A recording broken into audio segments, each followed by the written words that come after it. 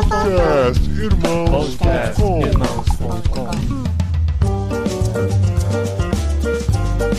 Olá, pessoas! Podcastirmãos.com, Jetlag entrando no ar. Eu sou o Paulinho, estou aqui com o Gustavo, o meu troglodita favorito. Thank you, Paulinho. I'm Gustavo Borges and today I'm here with a very good friend of mine, Hugo. Aê! बहुत शुक्रिया गुस्ताव मैं हुगो हूँ और आज मैं एलिजाबेथ के साथ हूँ और वो स्पेन में रहती है 21 साल से. Uau! O que ele falou não, mas tudo bem, eu aceito, humildemente eu aceito. Falei que você mora na Espanha há 21 anos já. Olha aí. Então vamos lá. Eu sou Clabet e estic aqui em Oviedo, pero voy a falar com Adri, que está em Jaén, sul de Espanha. Aê! Isso é catalão, viu? Pra quem ficou tentando identificar um espanhol, um português, um francês, isso é o catalão. Os catalães não nos ouçam, mas se mistura um pouco de português, né? De francês, um pouco de castelhano, mistura tudo isso e sai o catalão. É isso aí. Muy bien, muy bien. Yo soy Adriana y yo estoy aquí viviendo con mi marido en Andalucía hace 3 años. No, 3 meses. 3 meses, pero que parezca 3 años. Estamos empezando a hablar espanhol ahorita. Aê, muito bem! Esse programa não é um programa em outro idioma, mas estamos aqui para falar sobre idiomas com nossos amigos aqui espalhados pela Europa e pelo Brasil. O Hugo tá aqui na Inglaterra, a Beth tá aqui no norte da Espanha, o Gustavo ainda está no Brasil. A cada jet lag a gente cobra isso dele. Toma ali pressão. Eu e a Adri estamos aqui no sul da Espanha para fazer um jet lag especial sobre aprendizado de idiomas, coisa que todos nós passamos e estamos passando. Vamos compartilhar os desafios, os perrengues, as dificuldades e o benefício de se aprender novos idiomas.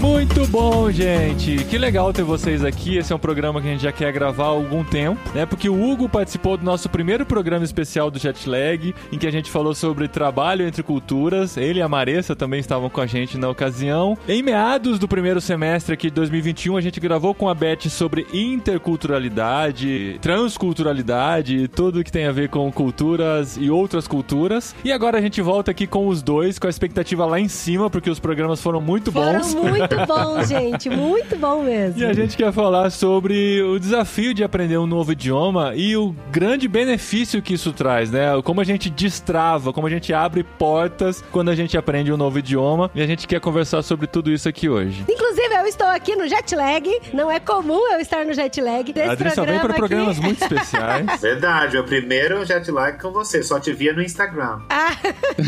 E pra mim, assim, eu tenho muitas perguntas, porque agora a gente tá vivendo na pele a questão de aprender um novo idioma, de ter que falar uma nova língua aqui. Porque a gente já aprendeu a falar inglês. A gente aprende desde, né, muito cedo. A gente se interessou pelo inglês, por exemplo, né? Sim, sim. Mas, assim, essa coisa de estar num país e ter que se comunicar nesse idioma... Então, esse que é. Porque a gente aprende a falar inglês o tempo todo, mas eu também tenho como opção, às vezes, de não precisar falar inglês. Agora aqui não, a gente não tem opção. De não falar espanhol. A gente tem que falar espanhol. A gente vai no supermercado, tem que falar espanhol. E assim, já passamos cada perrengue de ter dificuldade de não conseguir comprar um pão. Eu falei, gente, como pode? É fácil falar pão em espanhol. Como o povo não entende que eu tô falando pão?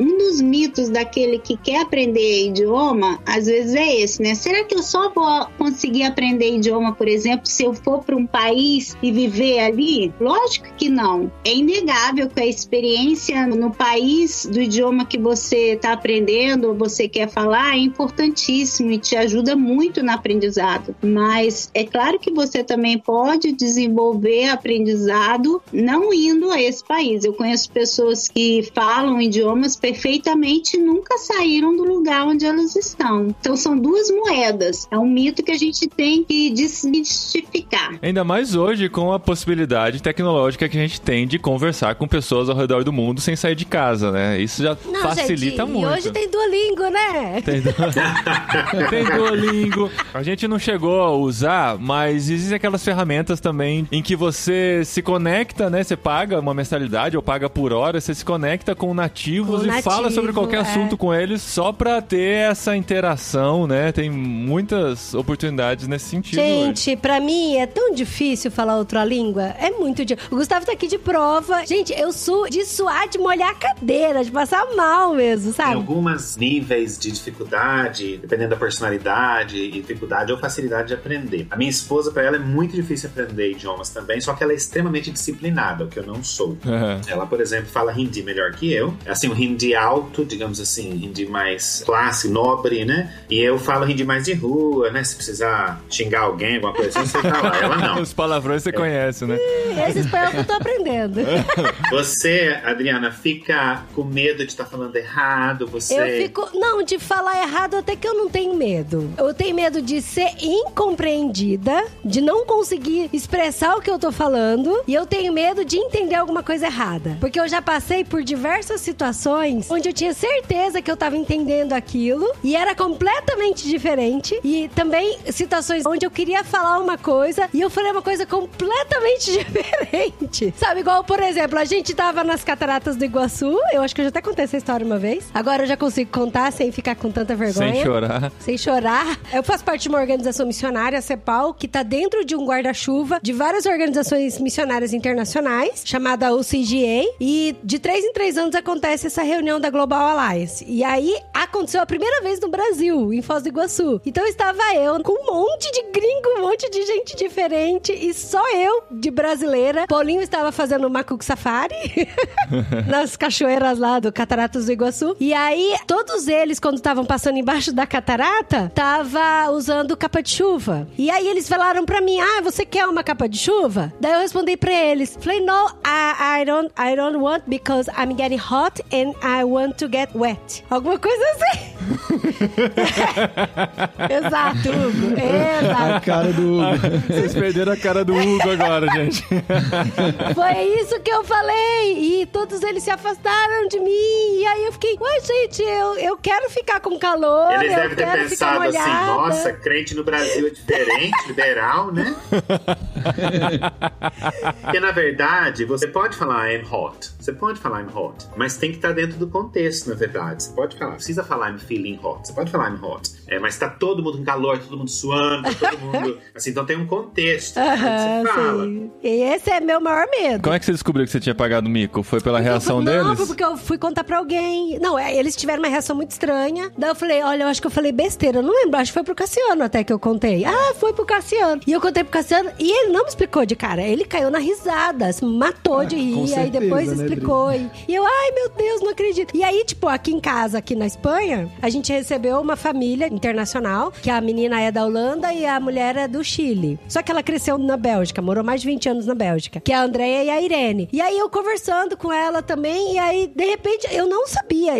Eu fiquei sabendo, tipo, faz 2 semanas que eu falei uma palavra muito feia pra ela, sabe? Muito feia mesmo. E ela ficou muito sem graça. E eu tava insistindo na palavra e o Paulinho me dando toque, assim, sabe? E eu falei, nossa, amor, mas o que foi que eu falei, gente do céu? Mas que medo. Aí o meu medo, que eu acabo ficando muito quieta, é que eu não sei onde colocar minhas mãos, sabe? Eu tenho que falar e assim, não sei onde eu pôr minhas mãos, não sei onde eu pôr meus braços. E eu sempre falo mais do que penso, e aí com outra língua é mais difícil ainda. Mas olha, eu vou falar pra você, com o aprendizado de língua, uma das coisas mais interessantes, mais legais com os anos é contar os micos das palavras. Parece que Deus estava tendo um senso de humor bem grande quando a divisão das línguas aconteceu. Porque é impressionante você ver línguas do Ocidente até o Oriente, palavras que significam tão ruim em uma língua e significam tão normal ou tão bem, ou até palavras honrosas às vezes em outra língua, né? Aqui na Espanha tem muito. A gente brinca que a gente não tem maturidade pra morar na Espanha, né? Porque tem muitas palavras que a gente dá muita risada algumas coisas. Existe uma coisa que eu sempre digo e eu uso pra mim também isso, que o aprendiz de idioma, ele tem que ser humilde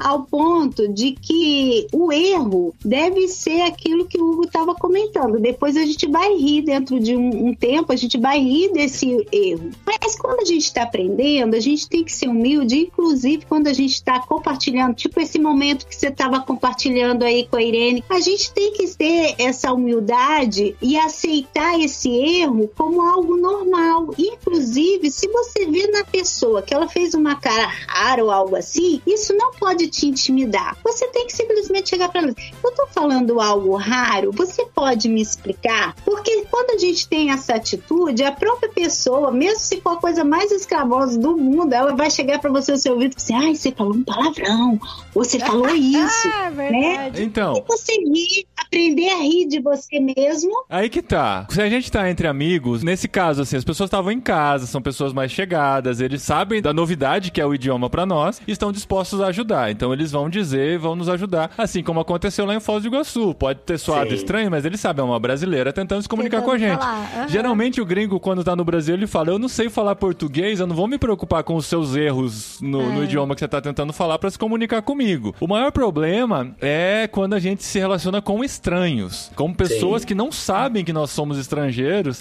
Geralmente, não, quando começa a conversar, quando você tá, Adri, quando o Paulinho tá sozinho, não sabe, não. Não, porque o Paulinho é um cidadão italiano. Não, mas quando começa a conversar, eu ouso dizer que eles já percebem pelo nosso olá. Quando a gente diz o olá, eles já sabem, isso daí não é espanhol, porque o olá já é diferente, entendeu? Mas assim, a gente fica com mais medo de errar com estranhos, porque eles não vão ter essa sensibilidade, esse amor com a gente de saber que nós estamos... Muita gente é muito insensível, na verdade. Nós também somos, não importa a nacionalidade. Uma grande parte das pessoas são. Eu acho que Deus usa o aprendizado de língua para nos tornar mais humildes, porque de repente tudo que você sabia falar na sua língua, tudo que você é, todo o seu estudo, não vale nada, porque você não consegue, como você falou, não consegue comprar pão. Porque não importa que você tem PhD na língua que você fala, quando você chega numa língua estrangeira, uma pessoa analfabeta fala melhor que você. Isso nos ajuda a lembrar que nós não somos nada, na verdade, né? Que é um processo de aprendizado assim, mas não é fácil, é dolorido, é muito dolorido. Tem a ver com essa questão que Deus trabalha o nosso caráter, né, nisso. Mas uma coisa que eu acho que serviria talvez de dica é, por exemplo, toda aprendizagem de idiomas tem níveis. E o aluno, ele é consciente do seu nível, né? De um nível básico, um nível mediano, um nível mais avançado. Com certeza, eu acho que a primeira dica é você estar ciente do nível de aprendizado que você tem. A partir disso, então, você vai construindo e reconstruindo mais segurança para que se afaste o medo. Então, por exemplo, se você é de um nível inicial, o melhor é tentar construir frases curtas. Não tenta inventar muito, não tenta ser, né? Não tenta falar rápido, né? É uma coisa, né? Tenta ser curto, tenta ser objetivo. Uma coisa que eu reparo nos meus alunos brasileiros e também nos meus alunos latinos é que, por tendência cultural, se tende muito a repetir muito, a elaborar frases ou explicar uma coisa que é tão simples. Em espanhol, por exemplo, às vezes você fala uma coisa tão simples, você coloca um pronome e uma palavra, você já falou o mundo. E para um latino e para um brasileiro, ele tem que explicar em um parágrafo. Então, nisso que ele vai explicar em um parágrafo, é claro, você, se tem um nível mais inicial, vai cometer mais erros. Então, uma dica que eu dou é você ser mais sensível ao ponto de tentar ser o mais objetivo possível. Estou falando dentro do idioma que eu domino, né? Que é o espanhol. Não sei o que o Hugo pensa disso. Eu estou aprendendo minha quinta língua no momento. Estou estudando alemão, né? Estudo sozinho e também com professor de vez em quando. Eu dou aula de português, muito raro. Dou aula de inglês regularmente. Mas o que acontece? Nossa escola de idiomas na Índia, nós já recebemos mais de 30 nacionalidades. E por alguma razão, as escolas de idiomas fizeram algo conosco no Brasil de que todo brasileiro fala pra mim assim: meu inglês é muito ruim, meu espanhol é muito ruim, meu o que quer que seja, é muito ruim. E aí eu faço um teste com a pessoa e aí coloco a pessoa, como a Elizabeth falou, como iniciante, como elementary, como no elementar. E a pessoa é um bom elementar. A pessoa realmente é um mal avançado, mas ela não é um avançado. É igual eu falar hoje assim, eu tô nos meus 40 e falo assim, nossa, eu sou um péssimo cinquentão. Claro, eu não cheguei nos 50 ainda. Que ótimo. É óbvio que eu sou um péssimo cinquentão, porque eu não sei o que é ter 50, não cheguei lá ainda. Esse negócio de falar assim, eu sou muito ruim no idioma, é uma mentira que nos foi pregada, que não é verdade. Por exemplo, eu te ouvi agora, Adriano, seu espanhol é muito bom, porque tá aí há 3 meses? Fiquei impressionado, na verdade. Não, parece que tá há 3 anos, segundo ela mesma, Parece que tá há né? muito tempo. Então, como a Elizabeth falou, é ser consciente do seu nível, na verdade, e aceitar o seu nível, que progride. E, por exemplo, pra você ir de iniciante a intermediário, é rápido. Quando você chega no intermediário, você chega num platô, e todos nós chegamos. Porque com o intermediário, você já consegue fazer compras, você já consegue falar com amigos, você já consegue assistir televisão, você consegue fazer as coisas. Então, pra que você vai mudar? Pra que você vai subir? Então, por isso que pouca gente chega no nível mais avançado, porque o intermediário é bom, é suficiente, né? Confortável, e aí, né? pra você pensar... Confortável, essa palavra. Pra você pensar em subir a montanha de novo, você pensa assim, não quero não. A gente tem que também pensar aonde vocês estão, né? Vocês não estão, por exemplo, numa cidade grande, vocês estão numa cidade pequena. Dentro do contexto que envolve tudo isso, é diferente. Se você chega como estrangeiro numa grande cidade, as pessoas estão mais abertas a ouvir, a entender, a ter mais paciência, e você se sente mais parecido com tudo. Só que vocês estão dentro de um contexto em que realmente quase não tem estrangeiros, é uma cidade pequena, então isso também limita, mas eu acho isso excelente também para aprender, porque uma vez você vence isso... Então, porque assim, uma coisa bem interessante, quando a gente aprende inglês, espanhol do Brasil, a gente geralmente vai aprender o inglês neutro, às vezes com um acento, com sotaque americano ou sotaque inglês, mas o neutro, né? O espanhol é a mesma coisa. O professor vai tentar te passar um espanhol onde você consiga se comunicar em qualquer lugar. Então ele não vai passar com o sotaque do sul da Espanha, ele não vai pegar um sotaque muito carregado, ele vai tentar preparar você com o espanhol neutro, que é o suficiente para você se comunicar. Então assim, se você chega em Madrid, você se comunica bem e tal, porque é um espanhol mais ou menos que é falado por lá também. Quando você começa a sair desses centros maiores, você vai tendo o choque do sotaque. E os sotaques são muito fortes, como no Brasil, né? Se você aprende um sotaque neutro, você vai pra Bahia, você vai pro Rio de Janeiro. Nossa vida. Você vai ver que é um português totalmente diferente. Aí, quando você vai se comunicar, as pessoas até te entendem, mas o choque que você tem quando você percebe que você ouve as pessoas conversando entre elas e você pesca 2 ou 3 palavras só do que eles estão falando, eu fico assim, será que eles estão falando espanhol outra mesmo? língua, Porque às vezes você tá meio distante, você não tá ouvindo perfeitamente, você ouve só uns sons assim, você fica, caramba, que língua é essa que eles estão falando, né? Só que assim, por outro lado, Beth, nós encontramos uma cidade, apesar de ser mais no interior e mais retirada das grandes metrópoles, uma cidade muito compreensiva com a gente. Sim, então, eles são muito fofos, a partir né, do amor? momento que eles percebem que nós não somos espanhóis e nós estamos tentando nos comunicar, parece que eles nos pegam no colo, assim, ó, vem aqui que eu vou te ajudar, sabe? Isso foi muito legal, isso tem sido muito bom. Eu acho que isso é uma sensibilidade, eu sinto isso com qualquer pessoa que tem um pouco de sensibilidade, o que quer? Que você se comunique, e no fundo todo mundo gosta e se sente bem que o outro tá tentando se comunicar na sua língua. Depende muito também da abordagem que nós fazemos com as pessoas, né? Se nós chegamos com esse orgulho, ó, eu já sei tudo, eu vou me virar aqui e tal, a pessoa pode ser que ela não se compadeça da sua situação. Se ela vê que você está se esforçando, você chega com uma humildade de tentar se comunicar, a gente vê uma postura totalmente diferente. Isso é bem legal. E por incrível que pareça, tive a oportunidade de aprender espanhol morando na Argentina. E nossos irmãos argentinos foram sensíveis o suficiente. Olha aí. Vocês acreditam que mesmo lá na Argentina, o pessoal era, assim, agradável quando percebiam o meu esforço. Talvez por ser tão próximo do Brasil e tanto turismo lá, então as pessoas falam muito um portunhol ou falam português mesmo e eles que se virem. Quando o turismo muito forte, que eu morava em Buenos Aires, mas no ambiente de trabalho, na igreja, era assim, eu e a minha esposa, à época, fomos super bem acolhidos no nosso aprendizado de idioma. Tanto do pastor da igreja chegar no cantinho e me chamar e me explicar que aquela palavra dentro do contexto de igreja era palavrão, né?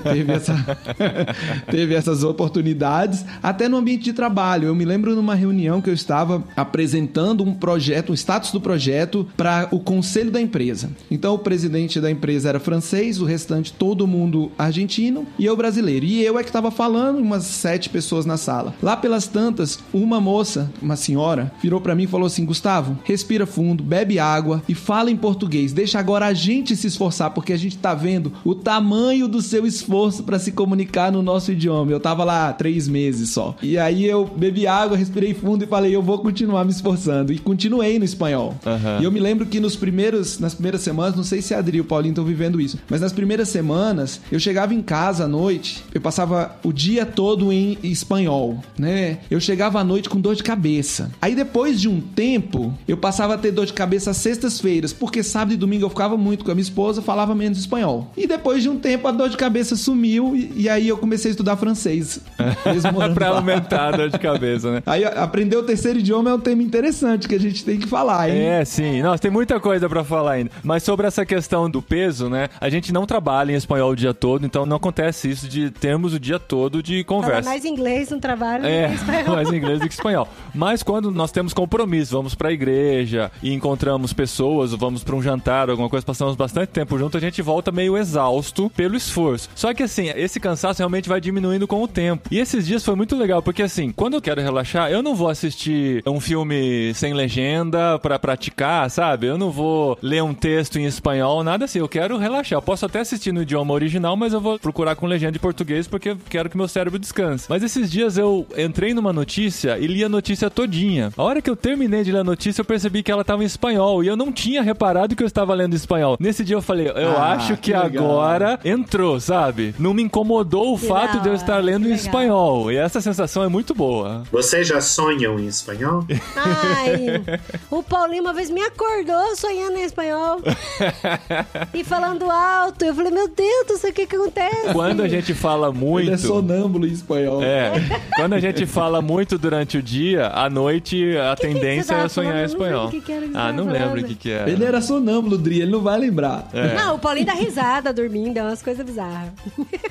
De sonhar é verdade. A gente começa a sonhar quando começa a entrar bastante no cérebro. Essa questão do sotaque que você falou, Paulinho, antes, eu falo pra muito pessoal, porque também é uma outra questão que a gente tem da nossa cultura de querer o sotaque correto. E não tem sotaque correto. Não existe o sotaque correto. Qual que é o sotaque correto do espanhol? Tem mais espanhol que fala espanhol que fora da Espanha do que mora na Espanha. Qual é o sotaque correto do inglês? É o indiano, o sotaque indiano? Porque tem mais falante indiano de inglês do que qualquer outro país. Olha isso. Então, qual que é o sotaque correto? Eu falo para os alunos, não tem. O que você não pode fazer é misturar. Então, se você vai pegar, se vocês decidirem que vocês vão pegar o sotaque de Andaluzia aí, por exemplo, da onde vocês estão, então peguem o sotaque completo. Que é horrível um estrangeiro aprender metade paulista, metade carioca. E falar assim, eu nasci lá na porta. Não existe isso, gente. Não funciona.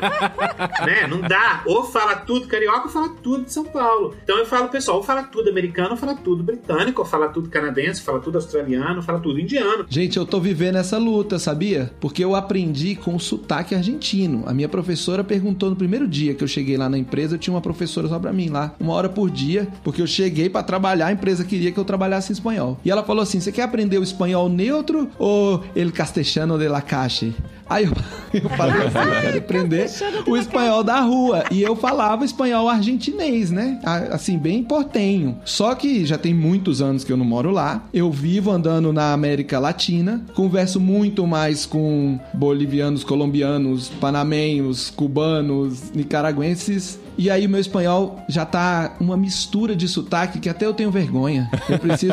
Eu falo assim, gente, por exemplo, essa semana eu vou dar uma aula em espanhol para várias pessoas da América Latina e o rapaz que tá coordenando a aula, ele é argentino. E eu falei, eu quero 15 minutos antes com você para eu aquecer meu sotaque. Eu quero ouvir ele falando, boss que haces, che, essas coisas, entendeu? Mas pra isso voltar é normal, Gustavo. Isso é parte de... É o que a gente falou no começo do programa. Claro, existe a grande vantagem de, hoje em dia, com a tecnologia, de você aprender não estar morando. Sempre houve, né? Mas hoje existe uma vantagem. Mas existe também a desvantagem de começar a ter essas misturas, porque não tem jeito. Porque você não tem ninguém, nenhum grupo dominante ao seu redor. O que aconteceu com a gente é que a gente aprendeu com o professor antes de chegar aqui. Com um professor brasileiro, muito querido, ajudou muito a gente, e ele tentou ensinar esse espanhol neutro. Só que assim, chegando aqui na Andalucia, a gente descobriu o sotaque andaluz, que não é andaluz, é andalu.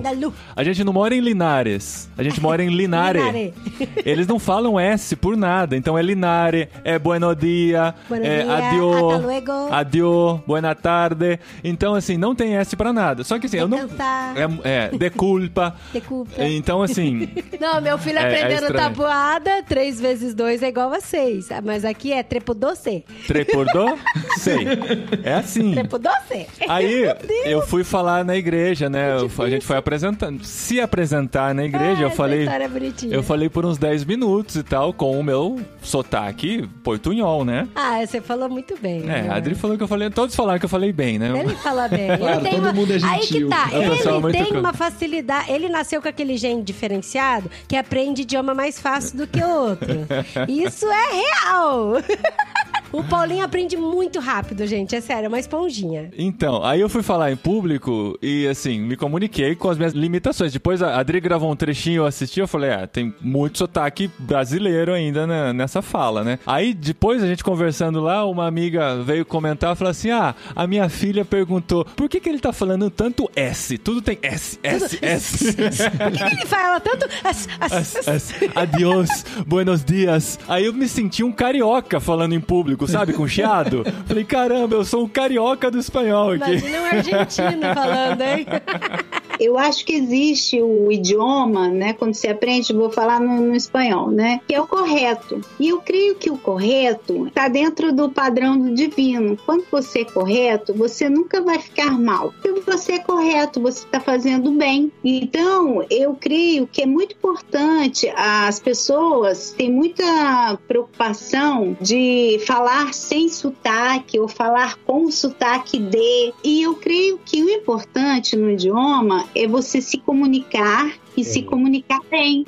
Se você se comunica bem, você vai ser entendido em qualquer lugar. É claro, existe às vezes a diversificação de expressões, de vocabulário, mas isso, com uma frase ou outra, você consegue se comunicar. Então, eu sempre digo como professora e como aprendiz também, porque o bonito da língua é que é algo vivo. A gente nunca pode dizer assim, eu já sei tudo. Nem o nativo sabe tudo, porque você está sempre aprendendo e reaprendendo. E sinta vontade. Se você aprendeu na Argentina, você vai ter seu coraçãozinho argentino. Então, fale do jeitinho que você aprendeu. Ainda que, claro, como você convive com outras pessoas, às vezes você quer se adaptar, né? Se eu tô com tal, eu quero adaptar, porque eu acho que se eu faço esse esforço de adaptação linguística, a pessoa me aceita. Mas tem horas que não fica esquisito, não, Beth?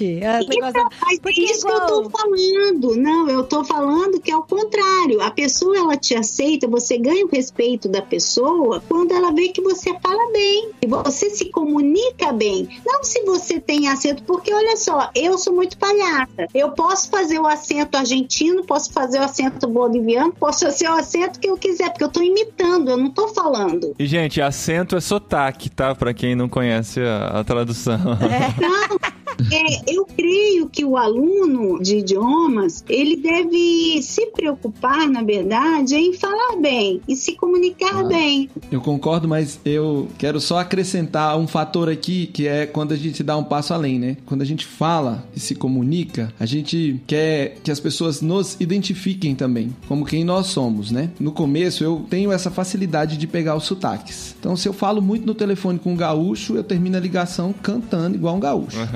O Paulinho também. Eu sou assim, cara. Se eu converso muito com carioca, eu começo a chiar. É algo que não tem esforço pra mim e precisa, às vezes, de alguém me chamar a atenção. No universo América Latina, sempre foi muito divertido quando eu, falando em espanhol, era confundido com o argentino. Isso me ajudava a quebrar um gelo, porque o argentino tem um sotaque muito específico, então todo mundo rapidamente identificava, e quando eu dizia que eu era brasileiro, então eu tinha a oportunidade de contar um pouco da minha história e de entrar. E hoje em dia essa identificação mais ou menos se perdeu, porque o meu espanhol acabou ficando uma salada. Então, o que eu buscava, e a minha tristeza e o aquecimento que eu quero fazer, é justamente para que eu tenha ganchos culturais para poder desenvolver minhas palestras, desenvolver o que eu quero fazer. Mas o mais legal não é... O sonho de todo mundo que tá morando em outro país e aprendendo o idioma, o que vai se esforçar para isso, não é chegar ao ponto de não perceberem mais que você é um estrangeiro? Eu já achei que era isso.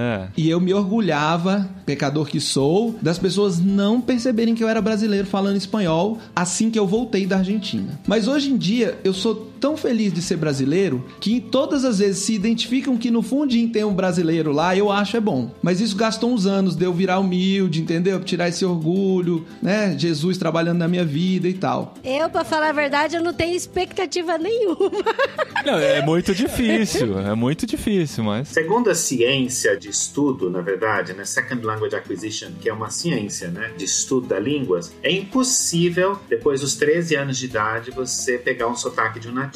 Existem algumas exceções se a língua é muito próxima, como, por exemplo, o espanhol argentino do português, o espanhol uruguaio do português brasileiro, que é muito próximo. Então, existem algumas exceções, né? Mas, geralmente, depois dos 13 anos de idade, é difícil. Então, hoje, por exemplo, eu falo aqui na Inglaterra, as pessoas não sabem de onde eu sou, que eu perdi meu sotaque brasileiro. Na verdade, tem acontecido demais no Brasil, todas as vezes que eu vou, as pessoas acharem que eu sou estrangeiro. Ano passado, eu tava na casa do Gustavo, quando eu saí, eu peguei um táxi um dia, e aí eu entrei no taxista, aí o taxista, oi, pra onde você tá indo? Eu falei assim, eu tô indo pro aeroporto, não lembro onde eu tava indo, lá em Brasília. Aí o rapaz falou assim, interessante, o senhor mora onde? Eu falei, eu moro na Inglaterra. Nossa, o senhor gosta do Brasil? Eu falei, gosto muito do Brasil. Aí ele falou, você vai fazer o quê lá em São Paulo? Eu falei assim, minha mulher tá lá. O senhor casou com uma brasileira? Eu falei, casei com uma brasileira. Verdade, ué? Não é mentira. Aí eu falei, casei com a brasileira, tá na casa dos pais dela. Ele falou, nossa, mas o senhor fala português muito bem. Eu falei, obrigado. Eu estudei muitos anos, verdade. Estudei na escola, gente, do pré-primário ao colegial. Estudei português pra caramba. Aí ele falou, conversamos de política, porque ele reclamou do Brasil. Eu falei daqui, de outros lugares. Ele falou, muito bem, obrigado. Só umas palavrinhas o senhor erra, mas muito bom. Deixei o moço feliz, que achou que levou um estrangeiro pro taxista. Eu nem contei isso pro Gustavo, esqueci de contar.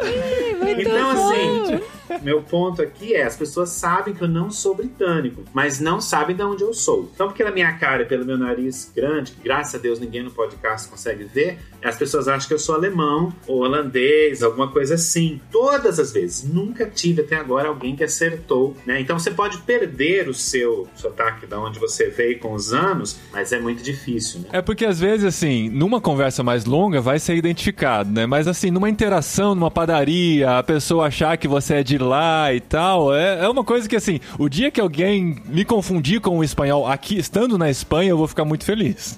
Já aconteceu, uma vez eu estava na Índia, onde eu morei lá, Paulinho, uns anos, eu estava na casa de uma família de amigos, e a gente estava conversando com uma senhora de mais de 70 anos, amigos nossos, e eu estava no quarto deles e a cortina fechada. E aí a gente conversando e com hindi. Aí a neta, uma das netas dela abriu. Quando a neta abriu a cortina, falou assim, estrangeiro? Você é estrangeiro? Eu falei assim, sou. Pensei que era um indiano. Nossa, mas eu fiquei tão feliz. Gente, eu queria ser abraçando todo mundo na casa. E vocês acreditam que isso já aconteceu com o nosso filho, com o Daniel, Beth? Ele tava falando uma coisa, aí ele falou, madre mia, em sério? E alguém falou, nossa, ele falou igualzinho uma criança espanhola. Igualzinho, sem nem tirar nem pôr. A voz, a entonação, tudo. Eles, na verdade, vão chegar a isso, né? Ele tem chance. Tão bonitinho eles falando já. Eu acho que tudo tem a ver com o nosso coração, de ser aceito, de amar muito, mas linguisticamente existe uma coisa que, inclusive, isso acontece quando você já tem um nível bilíngue, né, ou de idiomas, é que você pode relaxar e, por exemplo, eu vou dizer o que acontece comigo. Eu tenho 21 anos aqui, desde os 17 anos que eu falo espanhol, e aprendi espanhol, escrevo melhor espanhol, infelizmente, que português, eu tenho peninha disso, mas, por exemplo, às vezes eu sinto que eu tô tão relaxada que linguisticamente eu falo, e aí eu acho que é essa mistura de tudo aquilo que eu sou, porque você pergunta o que você é, o que você se sente. Eu me sinto cidadã do céu, eu sempre falo isso. Claro. Eu me sinto um pouco brasileira, eu me sinto um pouco espanhola, eu me sinto essa cidadã do céu, agora eu me sinto asturiana. Você tá entendendo? Asturiana não é um signo do zodíaco, não, tá? É uma região aqui da Espanha. Asturiana é a região que eu tô aqui do norte, que é Astúrias, estado de Astúrias. Então, eu creio que isso tem muito a ver com você, né? Por exemplo, eu acho que é muito da nossa aceitação, porque, na verdade, às vezes eu me sinto muito daqui quando a pessoa me fala, inclusive, ou não me identifica, né, de onde eu sou, ou me diz, você é brasileira, qualquer coisa assim. Então, hoje em dia, não sei se o que acontece com o Hugo, mas depois de 21 anos dando aula, inclusive dou aula para espanhol, me dá igual, como a gente fala assim, tanto faz, se ele fala você é brasileira? Você é da onde?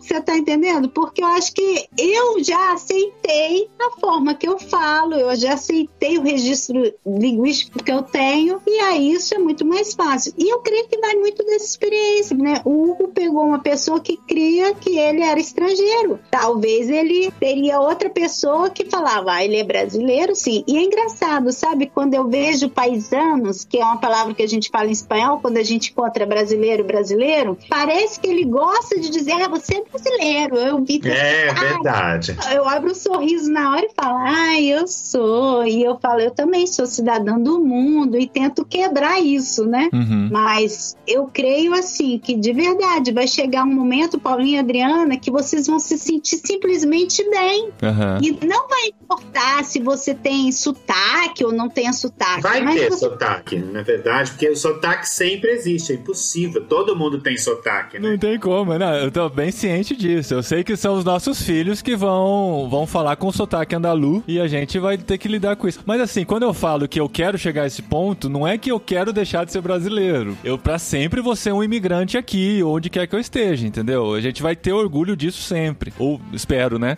Ter orgulho disso sempre. Gente, mas é muito engraçado isso. Outro dia a gente tava na piscina, porque tá muito calor aqui. Gente, amanhã vai fazer 45 graus, socorro. Ó, eu já peguei 52 em Granada. Obrigado, Beth. Muito animador. E aí a gente tava na piscina e o pessoal ficou olhando pra gente assim. E aí veio um menininho, né? E chegou... A gente já contou essa história? Acho que já contou, né? Já contamos pra muita gente, mas não no podcast. Aí chegou um menininho assim pra gente. Aí ele falou, você transou alemã, né? Daí eu fiquei olhando e falei, ué, por que ele tá perguntando se a gente é alemão, né? Eu falei, nós somos brasileiros. Ah, sim, vale. Aí ele atravessou a piscina e chegou pra um grupo de amigos falando, nós somos alemães, nós somos alemães. São brasileiros. Ele gritou assim, acho que os espanhóis mandaram ele de espião, assim, né, quietinho, ele voltou gritando, não, eles são brasileiros, são brasileiros. A Adri pergunta por que eles acharam que nós éramos alemães. A hora que os nossos filhos tiraram a camiseta, deu pra ver, assim, aquele reflexo, sabe? Deve ser alemão. Muito branco. Muito... Então, mas aí um outro dia na piscina, isso com uma outra família, e a gente falando, sempre conversa com os meninos, vem mais pra cá, para com isso, para de afundar seu irmão e tal, essas coisas. E a gente fala em português aqui entre a gente. E aí, esse grupo de amigos estavam saindo da piscina, eles vieram falar inglês comigo, sabe? Aí eu fiquei, o Paulinho até falou, não que eles acham que a gente, sei lá, é da Inglaterra ou que a gente é dos Estados Unidos. Eles simplesmente estão falando uma língua universal porque eles têm certeza absoluta que a gente não é espanhol, sabe? Exatamente. E não identificaram o português. Vocês estão numa região em que todo mundo tem uma pele de açúcar moreno, ou seja, todo mundo é bronzeado. Então qualquer brancúcio que apareça não vai ser daí, vai ser de outro lugar. Pode ser do norte da Espanha, que faz menos sol, mas pode ser de qualquer lugar, entendeu?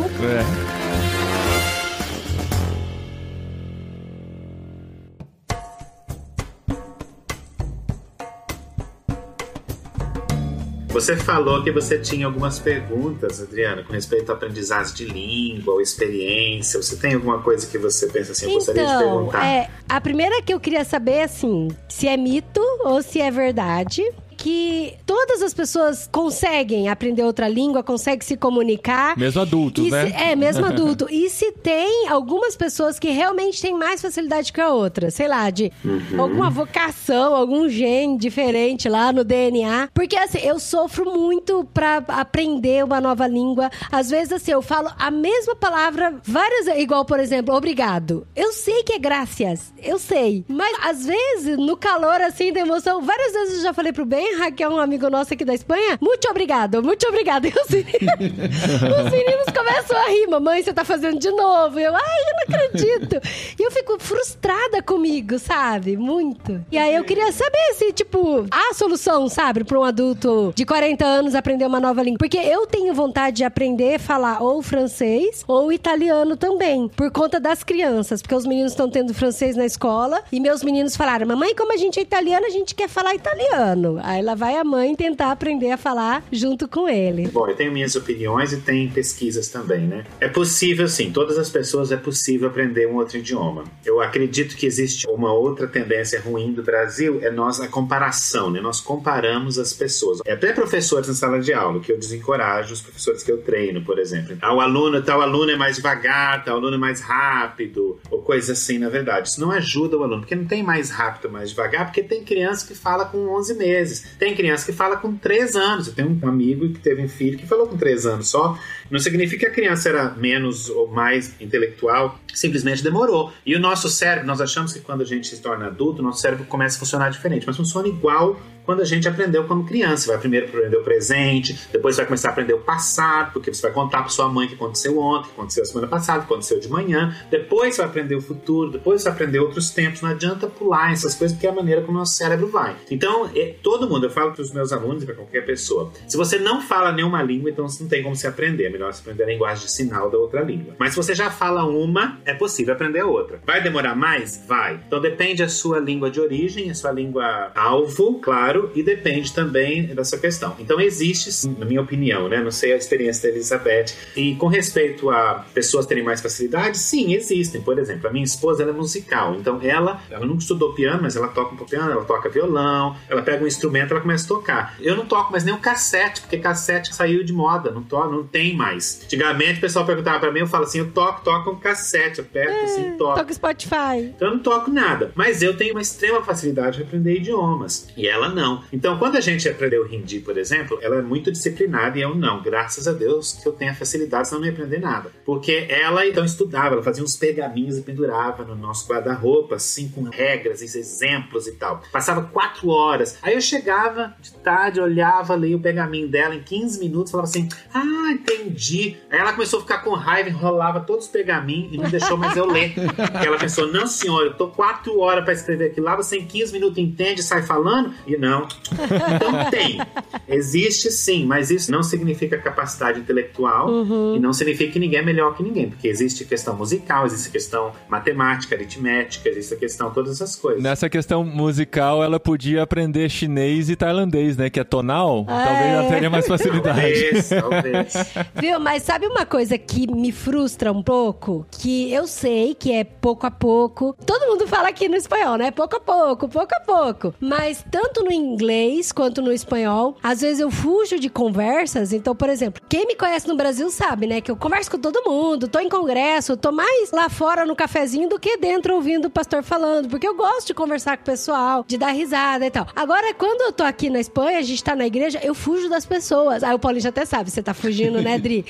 Porque as pessoas vêm conversar comigo, eu vou pro banheiro, eu vou pra casinha máscara, das crianças. Gente? Conversar de máscara é a pior coisa que tem. Eu vou ajudar o pessoal a desmontar a cadeira. Não, tô passando álcool aqui.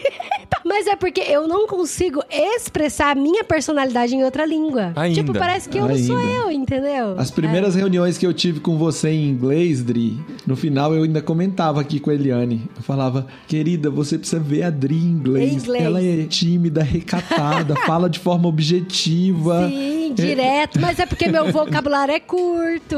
Eu acredito que nós mudamos um pouco dependendo da língua que nós estamos falando. A personalidade nossa muda um pouquinho. Não, eu sou uma diplomata falando inglês. Eu sou diferente na Índia. Eu sou diferente. Eu não chego perto de mulher, não encosto em homem, fica abraçando, agarrando. Porque na Índia é normal, né? Você não se cumprimenta, você se cumprimenta de longe e tal. Eu sou diferente falando inglês, sou diferente falando espanhol, falando português. E agora eu tô tentando aprender o que é, como é que se... Como vai ser o Hugo em alemão, fazer alemão, né?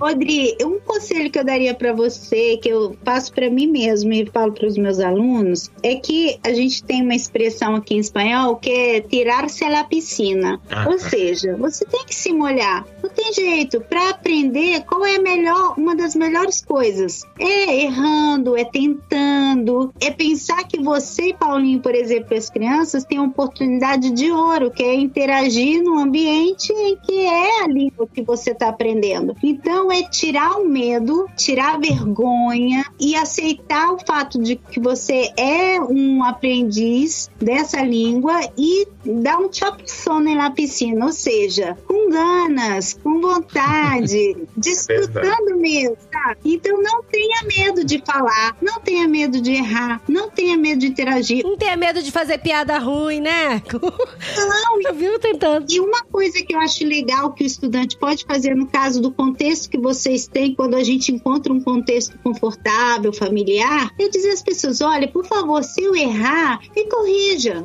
que eu tô aprendendo, eu quero aprender. Já me disseram que essa não é uma boa técnica, de ficar pedindo pra pessoa corrigir você o tempo todo, porque isso pode fazer com que você fique mais inibido na conversação e isso mais atrapalhe. Dizem que o melhor jeito de corrigir é você repetir a frase confirmando. Ontem a Irene fez várias vezes comigo. Não, e é engraçado que a Irene fala inglês e espanhol, então às vezes quando eu não sabia alguma palavra, eu fui contar uma história pra ela, daí eu falei que la maestra correu lo estucho e throw up en la basura.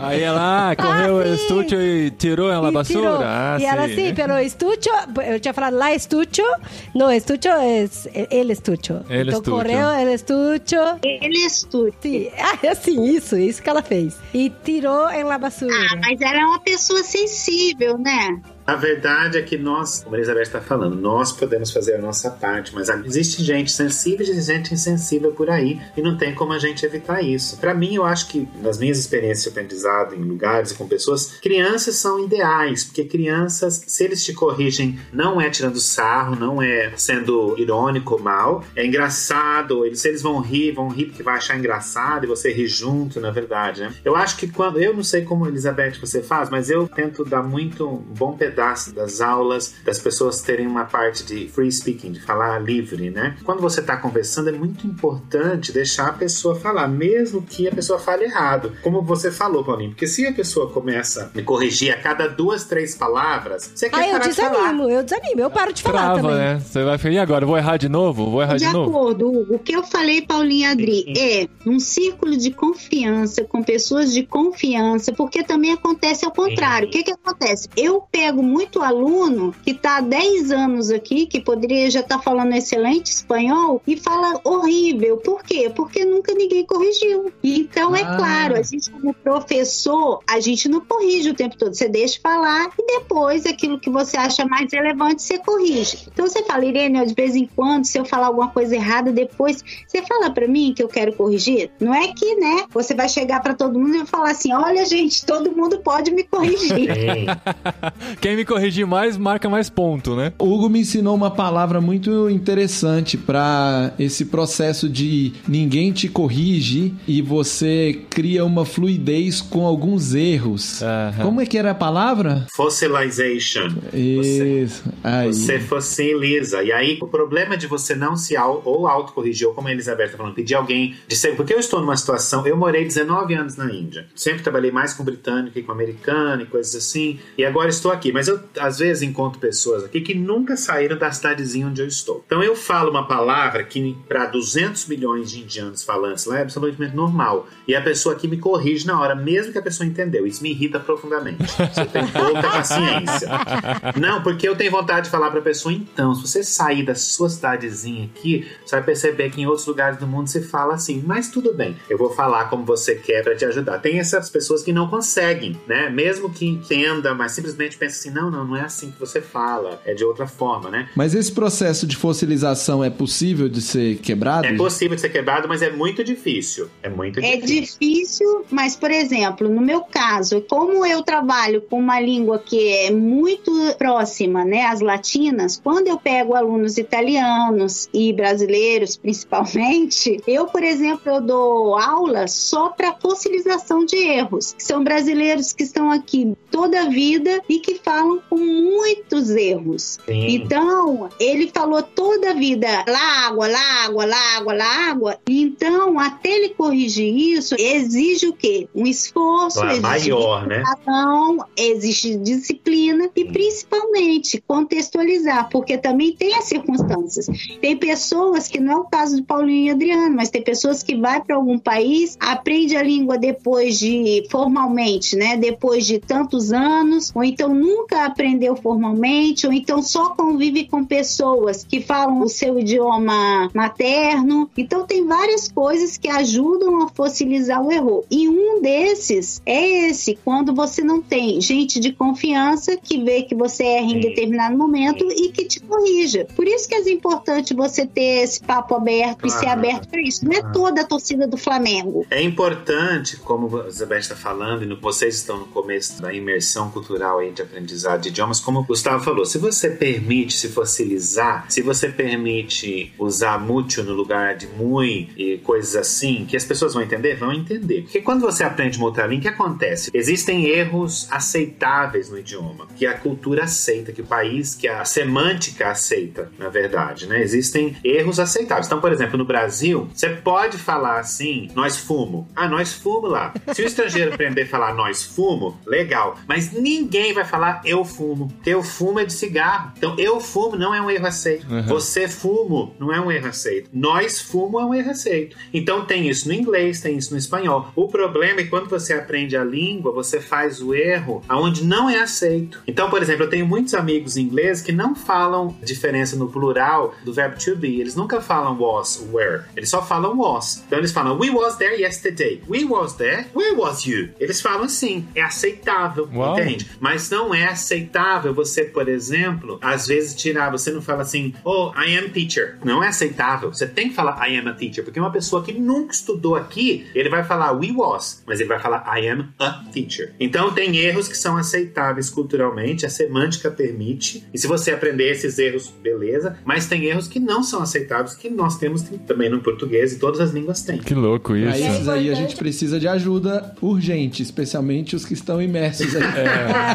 E é importante a gente se forçar a falar o certo pra fugir da fossilização, né? Ou pra fossilizar corretamente. Mas pra mim, uma coisa que é frustrante, que assim, eu tô lidando no coração muitas coisas, é quando eu treino uma palavra, uma frase, e a hora que eu vou falar, eles não entendem. Daí, eu fico na minha cabeça, deve ser por causa da máscara. Porque assim, por exemplo, algumas palavras eu tenho muita dificuldade de falar, tanto no inglês quanto no espanhol. E aí, uma vez eu fui comprar pão aqui na padaria, e aqui eles fazem a siesta, às 2h, e assim, tudo fecha. E quando eu cheguei no supermercado às 2h, eu percebi que a padaria estava fechada, mas a mulher da padaria estava terminando de contar as moedinhas lá e tal, né? E aí eu perguntei pra ela, falei assim, olá, la panaderia está cerrada? La panaderia está cerrada? E ela, que tu hablas? Eu estou perguntando se la panaderia está cerrada. E ela, não compreendo. Aí ela atravessou, saiu da padaria, chegou até na frente do carro e falou assim, olá, Manolo, que essa chica está hablando? Aí eu estou perguntando se la panaderia está cerrada. E ela, não compreendo. E a outra, eu tampouco. Eu, por quê, meu Deus? E ela, que tu queres? Que tu queres? Eu quero comprar um pão. Ah, vale um pão. Toma-lhe um pão. E eu, tá bom. Cara, eu nunca vi alguém morar num lugar com tanto gaiato. Mas eu fiquei tão frustrada, porque eu falei, gente, eu quis perguntar se a padaria tava fechada, e eu fui ficando nervosa. Mas foi no começo isso, tem esse trunfo também. Você falou corretamente, você falou, la panaderia está cerrada, mas olha só o que você fez. A pessoa lá dentro, talvez, o primeiro ponto, ela não te entendeu, não foi porque você não falou corretamente uma frase em espanhol, não te entendeu por quê? É muito comum aqui, se a padaria está já fechando, a pessoa, ninguém vai te atender. Então, talvez ela entendeu como uma afronta assim, nossa, essa padaria tá fechada. Então a saída dela foi fingir de besta.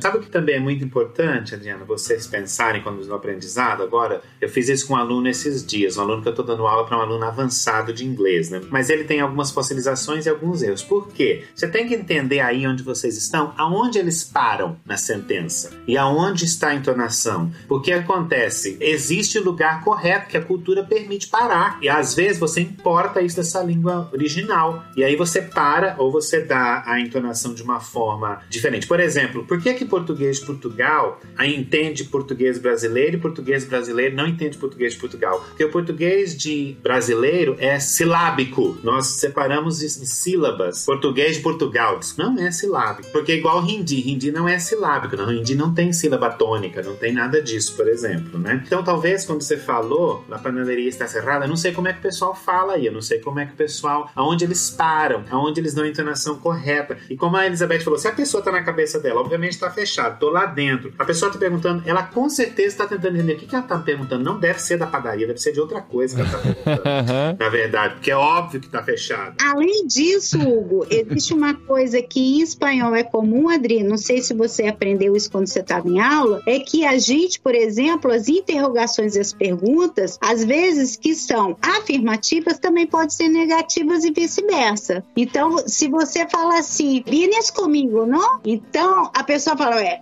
mas por que a pessoa fala não? Se é não, é porque ela não vai vir comigo. Porque aqui a gente fala, vienes comigo, não? Uhum. E aqui várias vezes a gente vai perguntar, a gente diz tanto não, se, ou verdade, ou o que seja, e tem a ver com isso que ele está falando, da entonação. Sim, mas são coisas que pouco a pouco vocês vão complicando.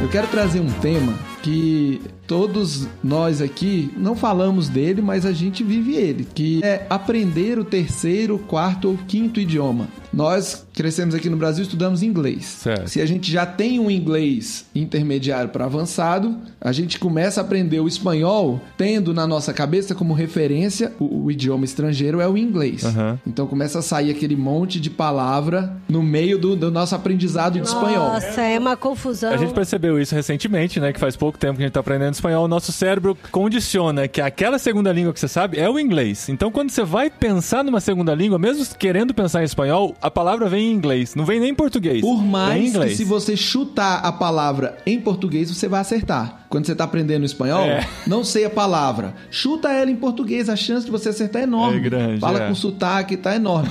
Em inglês, a chance de você acertar é mínima. Aprendendo espanhol, eu tava num trem indo pra Bolívia e eu aproveitei 18 horas no trem. Eu lembro que eu tava aprendendo, tinha umas palavras, então eu sentei perto de um rapaz, eu vi um rapaz, falei, é você que vai ser meu professor agora pela viagem do trem.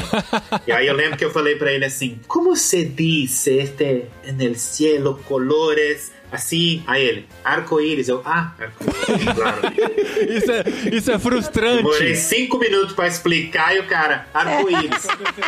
Mas olha só, isso não é sempre não, porque aí você tem que ter cuidado quando as línguas são irmãs. Porque muito brasileiro chega aqui e fala assim, eu quero arroz. Arroz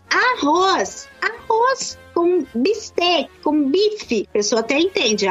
Ele quer alho no bife. Porque escreve igual, mas se você falar arroz, não é arroz. Arroz é o arroz. E se você falar arroz, suena, parece que som de mas quê? Se você falar mais alto, eles vão entender melhor.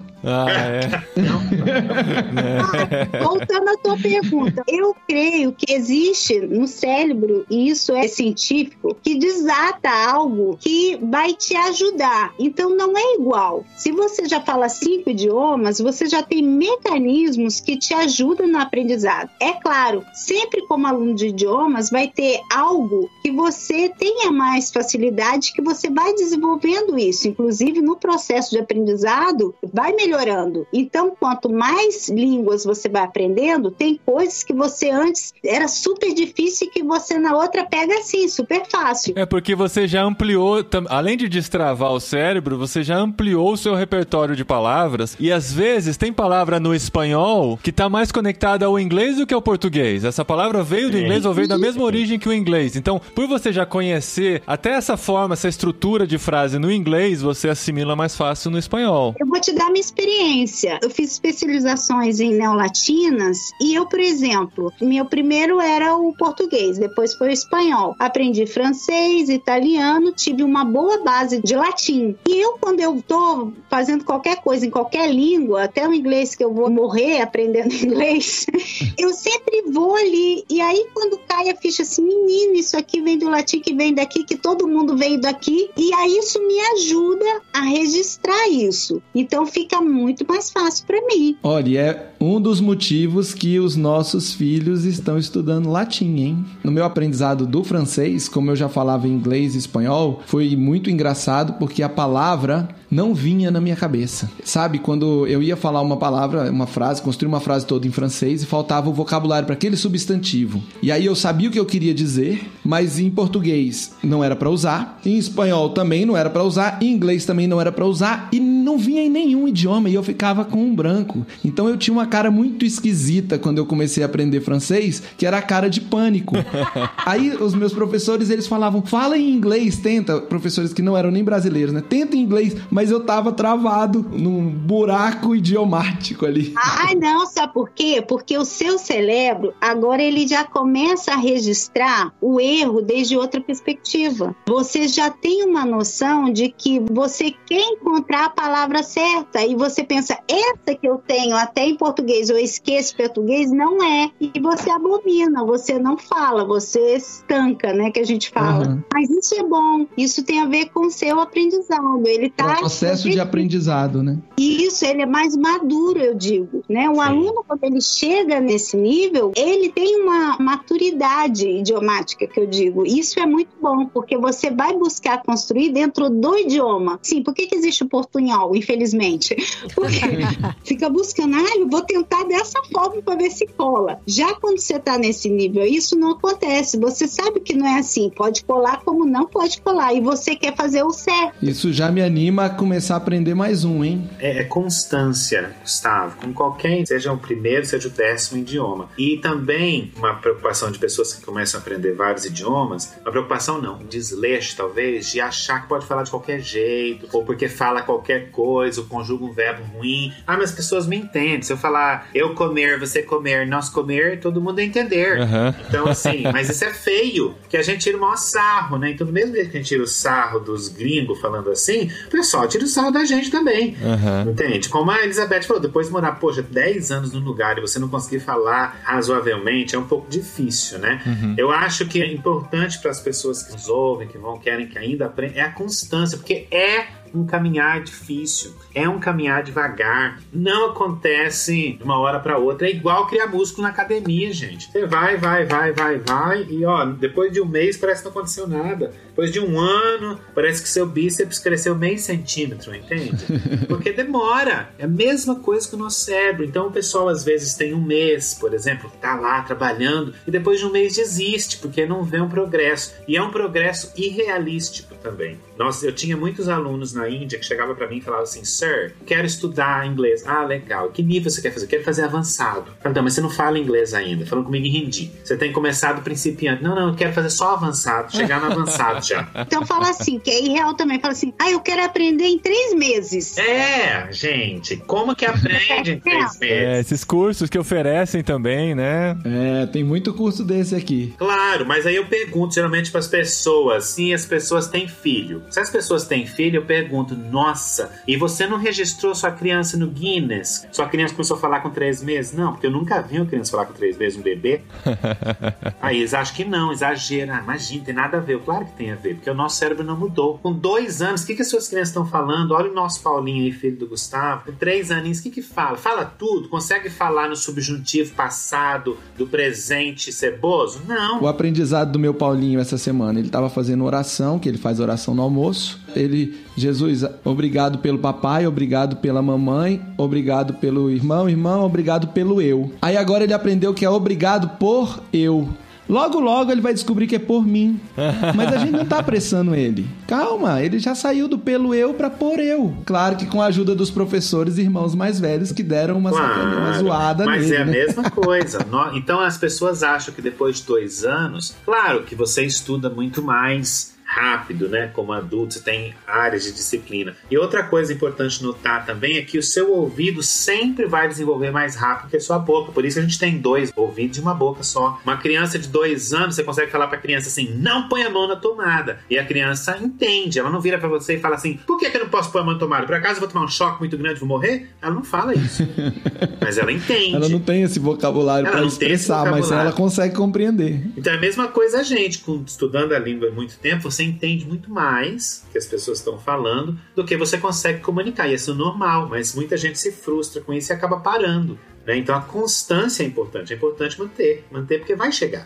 coisa que eu acho muito importante, o pessoal ser realista, você falou, ser realista, né? É isso, não existe isso. Eu vou aprender em 3 meses, eu quero rápido. Inglês fácil. Qualquer língua tem a sua dificuldade, tem o seu tempo, tem o seu aprendizado. Pode ser mais fácil por ser irmã, por ser próxima, sim, mas é uma outra língua, você tem que aprender tudo de novo. Tudo de novo, Minha filha chegou pra mim outro dia, falou assim, pai, eu quero aprender inglês. Eu falei, que legal, filha, vamos desenvolver o seu inglês. Ela falou, pai, mas eu quero aprender hoje. Eu falei, como assim, filha? Ela, não tenho paciência pra esperar, pai, eu quero hoje aprender inglês. O que eu faço? Amanhã eu já quero estar falando. Isso foi a sua terceira, né? Muito cara da Sofia. E você sabe um fenômeno que tá começando a acontecer com a gente, e a gente tá começando a apagar a língua, porque quando a gente via as pessoas fazendo isso, a gente achava meio babaca, que é quando tá falando português, confundir e soltar umas palavras que são mais fáceis em espanhol e sair no meio da frase. Sim. Isso a gente chama de interlíngua. Inclusive, quando eu chego no Brasil, sei lá, primeira semana, vou falar numa igreja, eu cheguei hoje de manhã falando em algum lugar, em alguma universidade, alguma coisa. Eu falo, gente, me perdoa, eu falo 24 horas uma língua, vou chegar aqui, eu vou misturar, e eu até explico da interlíngua. Que eu falo, tem que fazer uma Claro. Aí, até eu falo, gente, vocês vão traduzindo aí, levo até na brincadeira e tudo, para que a pessoa entenda. Agora, é claro, depois de 1 mês no Brasil, eu já começo... Claro. Mas depois de muitos anos, né, Elizabeth, a gente acaba esquecendo algumas palavras. E gíria, você volta pro país falando gíria que não existe mais. E a palavra na língua que você está vivendo vem mais fácil, né? O sobrinho fala, tio, isso é do ano da onça. O seu sobrinho com certeza não fala que é do ano da onça, porque o ano da onça é do ano da onça também, tá? Eu não quero esquecer isso, que eu estava conversando com um amigo nosso que está no Japão e ele é professor de espanhol, mas tem um público japonês, né? E ele estava me falando, Beth, os asiáticos às vezes têm muito essa coisa de listas, ou, né? Que é as coisas muito assim, esquematizado, e puxa, a gente aprende tanto sobre isso, sobre aprendizagem cognitivo, e que eu não sei o que eu faço quando ele quer assim, eu quero uma lista de todas as comidas, né, em espanhol. E aí a gente tava falando sobre isso. E eu quero comentar isso com vocês, principalmente para aquele que aprende o idioma, né? Nada é tão bonito como um aprendizado cognitivo. O que é isso? Gente, olha só, não se limite a estar aprendendo listas, memorizando. Então, se você tem a memória de elefante, foi o que eu falei esses dias com ele, se você tem a memória de elefante, se para você decorar 30 palavras assim é tranquilo, tudo bem. Mas você vai aprender algumas coisas quando, sei lá, você conviver com alguém, ou, é tão normal se você pode sair do seu lugar e ir para um outro, você vai comer. Não tô falando nem de sair para fora, tô falando que você sai da sua cidade e vai para outra, e você come uma coisa diferente, e aí você aprende. Por exemplo, eu fui aprender que cuscuz era uma comida do Nordeste vivendo em Granada, porque eu comecei a conviver com um estudante que era nordestino e fazia cuscuz. E lá em Vitória, quando eu morava em Vitória, eu nunca tinha ouvido falar em cuscuz. Então, hoje em dia, eu falo cuscuz com propriedade. Por quê? Porque eu aprendi. Mas eu aprendi por quê? A partir de uma experiência cognitiva que eu tive. Então, não fique preocupada como aluno de idiomas, de você ter aquele vocabulário amplo. Você vai aprendendo pouco a pouco. Até também ser realista, porque, por exemplo, as pessoas às vezes me perguntam, já tive situação de, por exemplo, eu não sei, eu sou péssimo, porque não interessa o nome de flor, de árvore e passarinho em português. Eu não sei. Então eu também não sei em hindi, não sei em inglês, não sei em espanhol, porque eu não sei, gente. Perguntar bem, o que é um colibri? Eu ver alguém comendo uma carniça, vou achar que é, porque eu não tenho a menor ideia do que é isso. Entende? Porque eu não sei. Então é realista, como você falou, não adianta pegar uma lista, porque às vezes uma pessoa nativa não sabe. Porque é impossível, você não sabe tudo, né? A língua é muito rica, como você falou no começo da conversa, língua é um organismo vivo. E nem os nativos sabem tudo de uma língua. Nós estamos sempre, porque tem sotaques, tem regionalismos, tem palavras que se usam somente em lugares, e tem áreas específicas. Então, e como a língua é um organismo vivo que tá sempre mudando, é legal a gente ter um leque de várias coisas, de várias fontes para aprender. Eu falei do Duolingo ali, mas o Duolingo me ajudou a conhecer algumas frases, por exemplo. Não, mas eu uso. É super importante. Muito. Então, eu gosto do Duolingo, eu gosto de ouvir música no Spotify, eu gosto de estudar música, gosto de estudar comida. Inclusive, eu tô ensinando as crianças da igreja a jogar Pokémon GO. E é uma oportunidade que eu tenho de falar em espanhol com as crianças. E é mó bonitinho, porque daí acaba o culto, as crianças vêm tudo em cima de mim pra pra gente trocar Pokémon. Porque a Adri tá fugindo dos adultos pra não falar com eles, ela se junta com as crianças. Com as crianças. Eu acho assim, as aplicações são todas válidas. Qualquer aplicação ou qualquer ferramenta, né, que existe para animar você a aprender, eu acho que é válido, sabe? Pensar, eu nunca critico nenhuma plataforma ou nada. Agora, eu acho que nenhuma aplicação, nenhuma ferramenta é perfeita. Então, você tem que ter um filtro para entender que aquilo é limitado e que você tem que correr atrás daquilo que é limitado e reter só o bom, porque sempre vai ter alguma coisa que não vai ser boa. Gente, mas ó, todo mundo sabe, é inegável, mas quando a gente experimenta, o tanto de porta que se abre quando você aprende um novo idioma é uma coisa impressionante. Eu me dei conta, claro, quando eu viajei primeira vez pra fora do país, eu descobri que em qualquer cidade metropolitana, perto de aeroporto, cidade internacional, eu conseguiria me virar com o inglês. Isso já foi estupendo, né? Eu sei que quando a gente sai das cidades mais centrais, dos países que não tem o inglês como língua nativa, é mais difícil e tal. Mas quando a gente começou a aprender o espanhol, quando a ficha caiu, outra expressão do tempo da onça, né? Mas quando a ficha caiu pra mim do poder do espanhol, foi quando eu participei de um Go Experience da Tent. Eu estava num grupo, e quando se dividiu em pequenos grupos, eu me dei conta que eu estava num grupo com gente da América Latina toda. E eu consegui me comunicar com todas essas pessoas. Então, até eu aprender espanhol, o meu limite ia lá na fronteira do Brasil. A partir do momento que eu comecei a me expressar em espanhol, explodiu pra América toda, porque tem o inglês lá do norte, mais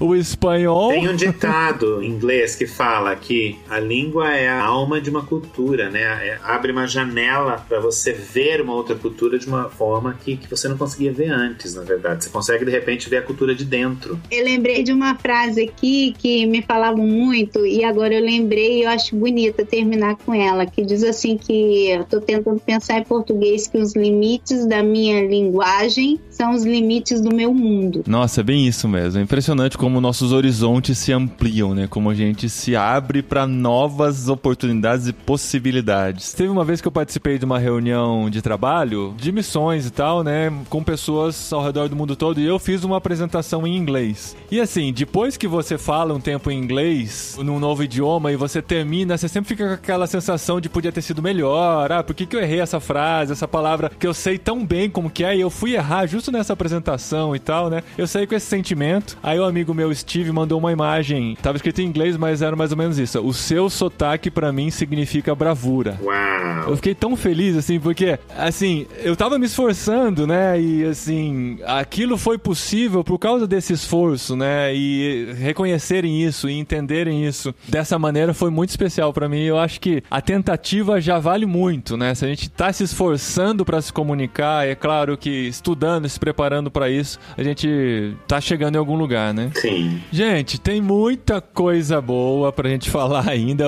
Esse papo tá interessantíssimo, mas assim, né? Pessoas precisam voltar pro trabalho, tem outros que estão no fim do expediente, e a gente precisa... almoçar. Tem gente que tem que editar esse episódio. Tem que tomar o chá das 5 que já atrasou.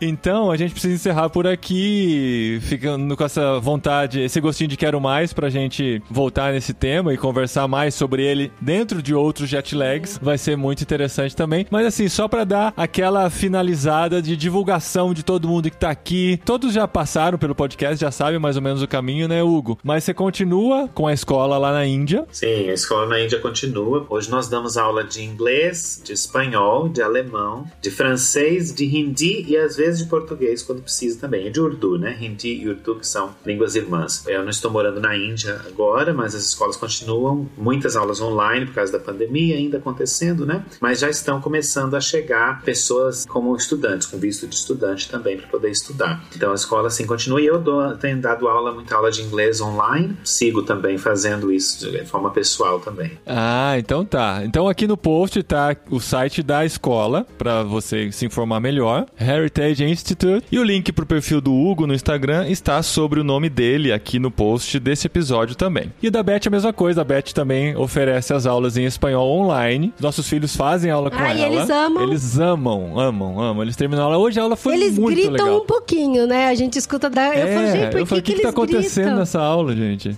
Mas o link pro Instagram da Beth tá aqui também. Quer falar mais alguma coisa, Beth? Não, eu só quero animar. Eu acho, assim, que um dos mitos que tem, que a gente não falou, porque são muitos, é que a pessoa pensa assim, gente, eu não tenho um coeficiente intelectual, eu sou grande demais, né? Eu acho que não. Eu só deixo essa pincelada para cada um de vocês. Nunca é tarde pra gente aprender. A gente pode aprender sempre. Enquanto a gente estiver respirando, a gente está aprendendo. Pode ser um idioma, pode ser aquilo que Deus faz na vida da gente, o caráter da gente, que a gente está sempre aprendendo, né, a moldar segundo aquilo que Deus deseja pra gente. Então, assim, eu sou uma que anima qualquer pessoa a estar aprendendo sempre. E o idioma é tão lindo, porque quando a gente aprende o idioma, você se aproxima daquilo que Deus fez. E Deus ama todo mundo, né? Jesus veio para todo mundo. E é tão bonito quando a gente vê isso desde a perspectiva de um idioma, quando a gente consegue falar, né, ou viver aquilo que a gente sente como cristão para outra pessoa de outra cultura, de outra nação, no seu idioma. Isso é muito lindo. Nossa, isso é demais. Você poder compreender e ser compreendido por uma pessoa de outro idioma, a ponto de poder compartilhar do amor de Deus pra ela, vale todo o esforço que a gente teve até lá, né? E por falar em compartilhar o amor de Deus pra outra cultura, nós temos a Tente. Gustavo, quais são as novidades de agosto da Tente? Olha, sempre tem novidade, né? E nesse mês a gente tá lançando um programa totalmente diferente. A gente sentiu muita necessidade de ter alguma coisa para aqueles que não estão a caminho de outros países ou que não estão morando em outros países, mas que querem ficar próximos da Tente, que querem continuar ouvindo sobre como compartilhar sua fé no trabalho, porque aqui no Brasil é cheio de gente que trabalha, né? Aqui tem emprego, aqui tem um monte de gente que não conhece Jesus, e que essas estratégias do fazedor de tendas, se você tirar um pouquinho esse transcultural, você vai perceber que você consegue aplicar essas estratégias em qualquer ambiente de trabalho. Então a gente está desenvolvendo um novo programa que chama Stay Connected, que é para você não chegar perto da Tente e depois ir embora, porque você acha que não é a hora de ir para outro país. É para você ficar conectado, que é uma forma de receber conteúdo exclusivo sobre como compartilhar sua fé no trabalho, ter acesso a desconto nos nossos programas, e a gente está planejando aí para o fim do ano lançar o nosso curso de Fé e Trabalho em português, que é um curso que já existe em inglês, mas não vai ser traduzido, vai ser gravado por nós brasileiros. Oh, que legal! Com conteúdo já adaptado, vamos dizer assim, ao nosso cenário cultural aqui do Brasil. Então, quem tiver no Stay Connected vai ter acesso a isso antes. A partir do ano que vem a gente volta com uma série de eventos ao vivo. Então, quem estiver no Stay Connected vai poder ficar sabendo antes, poder se voluntariar, trabalhar com a gente, nos ajudar. É uma forma não só de a gente entregar um pouco de conteúdo e manter a pessoa alimentada com esse universo de fé e trabalho, mas é uma forma também daqueles que acreditam na nossa causa, que é a causa de